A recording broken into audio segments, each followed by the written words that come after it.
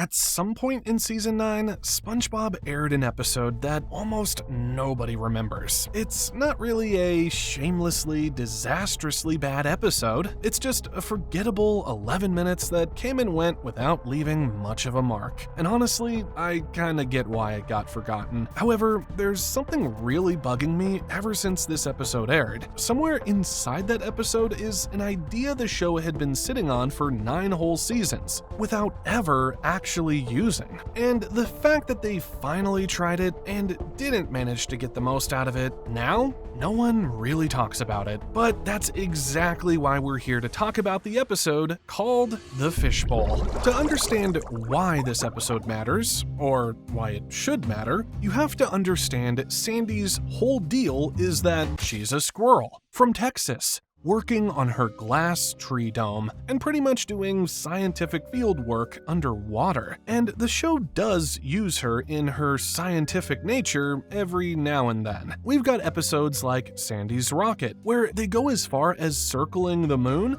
and end up capturing everyone in the city with a fishnet, or maybe Chimps Ahoy, where Sandy's chimp bosses demand her new invention because they have to get something in return for their investment, right?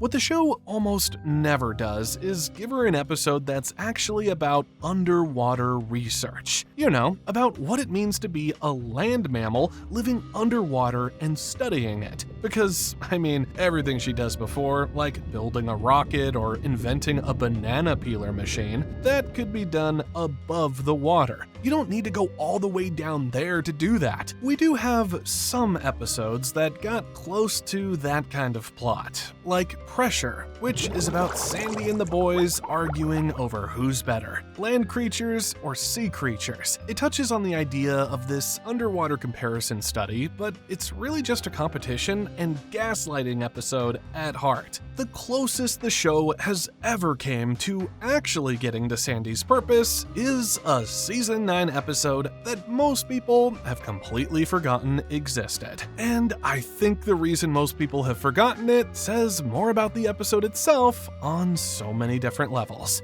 The episode I'm talking about is The Fishbowl. And before you go, wait, I think I remember that one, let me just say, you probably don't. Not really. So one day, Sandy gets a book in the mail, and it's a book about behavioral psychology, the study of how living things act and why. And Sandy, who has apparently never encountered this particular branch of science before, is obsessed. I've studied underwater chemistry, geology, and astronomy, but I've never studied underwater people! Which is a little weird already, because Sandy is a multidisciplinary scientist.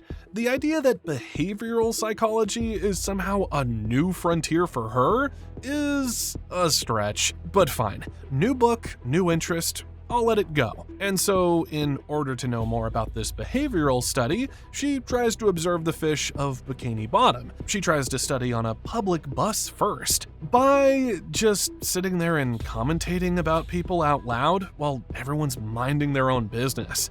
So, of course, it's just about time for them to throw her off the bus. Then she finds SpongeBob and Patrick and asks if she can study them, which they agree to immediately. However, the moment Sandy turns on her recorder, they freeze completely stiff, which is actually a real thing, by the way. When people know they're being observed, they change how they behave for that very reason. It's called the observer effect, or in social science, the Hawthorne effect. Basically, the subjects will stop acting like themselves because they're too busy doing what they think acting like themselves is supposed to look like. Coincidentally, Sandy's book also explains this to her, so she decides to go covert and study them in secret. Creepy. And Sandy's plan is to just tell them to get a bucket of white and black sand each from the beach, and while they're away, she sets up hidden cameras and microphones all around SpongeBob's house, which hardly looks like a secret to me. Now, here's where it gets interesting.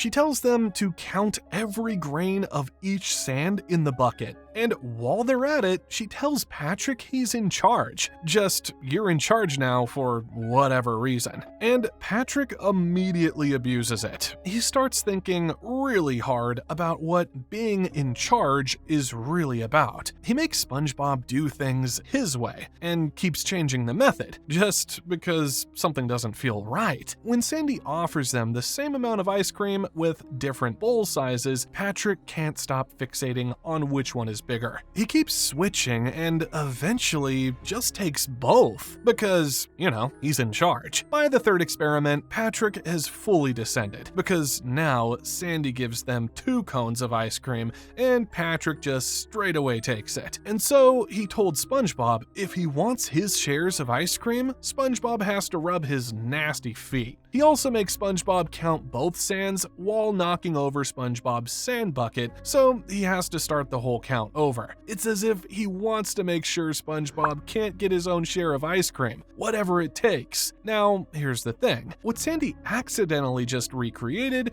is the Stanford prison experiment. Yeah, the Stanford prison experiment was a study done in 1971, where ordinary people were randomly split into guards and prisoners in a simulated prison setting. Within days, the guards became genuinely cruel, and not because they were bad people before the study started, just because they were handed authority. Apparently, that was enough for us humans to commit heinous things. In the end, the whole thing had to be shut down early because of how fast it unraveled, just like what happened here at SpongeBob's home. So that means the episode knows this is what it's referencing. The Stanford prison experiment is literally listed in the episode's trivia. It's right there, but for some reason, the execution of this episode never commits to it. The episode ends with everyone getting ice cream, except for Squidward, who somehow gets himself dragged into all of this. A resolution that doesn't really earn anything, and about Squidward crying inside a cage for reasons I'll get to in a second. But let me come back to something, because there's a detail in this episode I need to talk more about first. The title, The Fishbowl. In English, to live in a fishbowl means to live under constant public scrutiny, which means no privacy or no space to just exist without someone watching. The episode's title card uses a fisheye lens distortion effect, and at the very end, Sandy tears off the exterior of SpongeBob's pineapple to reveal it was a cage the entire time, an enclosure she built around them without them knowing. They were practically in Sandy's fishbowl, which means this episode quietly set up something actually kind of elegant, even if the episode doesn't really point it out. But then, as interesting as those subtle themes are, the episode doesn't really make anything genuinely fun out of it. Here is my actual frustration. And I want to be fair here, because I think the people who made this episode were clearly trying something. The bones are good. But the thing with bad episodes, they still get talked about all over the place. One course meal is infamous. A pal for Gary gets brought up constantly because, well, they generate heat. On the other hand, the fishbowl isn't bad in that way. The premise about Sandy finally doing what she came to Bikini Bottom to do. The concept of observer effect, power and cruelty, the effects of studying your friends without their knowledge is genuinely rich material. The title has a double meaning that could have been the entire spine of the episode. And then most of the runtime is Patrick being mean to SpongeBob and Squidward not getting ice cream. Why? Why does this episode exist if not to explore this idea? SpongeBob has done weirder and darker and more conceptually ambitious things than a behavioral psychology study. SP-129 is a strange view on loneliness and time paradox in a kid's cartoon. Rock Bottom is basically existential horror. The show was never afraid of going somewhere unexpected. My best guess, and I could be completely wrong about this, is that nobody in the writer's room figured out how to make behavioral science funny in the way SpongeBob requires things to be. Everything that happened in this episode is just SpongeBob, Patrick, and Squidward's daily routine. If you see Rule of Dumb or I'm with Stupid, you'd know that Patrick will abuse his authority in any way he sees fit. That's not new. SpongeBob is also just being a people pleaser and too afraid to take things to an extreme before everything falls apart, like he did in Overbooked or maybe even Stanley SquarePants to some extent. And of course, Squidward getting tortured is just mandatory in this show.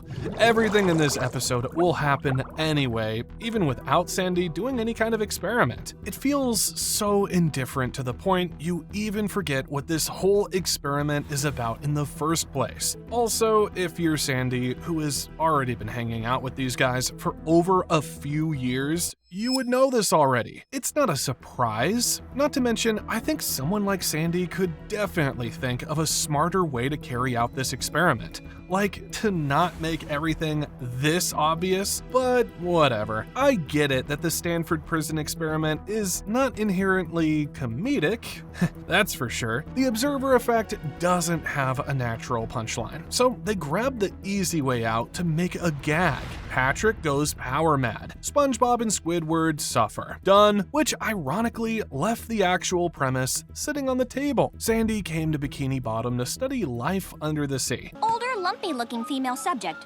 Obviously a mother. Hates daughter. Excuse me. This episode came to a premise to explore it. Both of them stood right in front of something genuinely interesting, and somehow missed it. If I try to maybe sort of fix the plot here, I think you could make SpongeBob as the one going mad over the authority here, because that would give the thought of even underneath this yellow people-pleaser sponge, he could still abuse power when you give it unconditionally. Or maybe try to incorporate Squidward more in this story. Like, make sure he realized that it was an experiment by Sandy right away, and then make him as the one who's trying to point out how stupid and radical this whole thing is, and talk both of them out of it. But no, he's even too stupid to recognize that it was Sandy disguised as the ice cream guy. Like, come on, Squidward. I kinda expected this whole episode would be as interesting as To Save a Squirrel at the very least, or better when I first watched it, because that was one of the more weird episodes with more serious topics and lessons this show has ever touched, and they definitely executed that episode better than this one. You could get from this story about how even two goofy and cheerful people could turn into their predatorial nature when the situation puts them in a eat or be eaten kind of situation. But I already covered that episode in one of my videos, so you could just watch it to know the full story with it. I started this video by wanting to answer one question. Why does nobody talk about the fishbowl? And I think the answer is, it gave people nothing to grab onto. It's not quotable, it's not shocking, it didn't break a character in a way that generates years of discourse. It aired, sat in the season 9 pile, and got scrolled past. And yet, there's something worth sitting with here that goes beyond just this one episode. Sandy has been one of the few characters who has a more interesting reason to be in Bikini Bottom, and the closest the show ever got to exploring what that actually means was one 11-minute episode that most of the fandom can't even remember airing. I personally would really love it if they're going with more episodes about Sandy trying to understand more about life underwater, but maybe it's just me. Maybe that's the real story. Not that the fishbowl was forgotten in the first place, but that what it was trying to do was always going to be forgotten. Because the show never really utilized its full potential, which means the idea of Sandy's research was always going to be background detail, flavor, something to reference without ever sitting with. And that's kind of the thing about this show. When it doesn't know what to do with a character, the best case scenario is you get one weird episode about it that somehow always goes somewhere else in the middle. The worst case scenario? We covered that last time. 3 characters the writers clearly had no idea what to do with. Except they kept using them anyway, and it almost cost the show everything. That one's right there if you missed it. I'll see you on the next dive.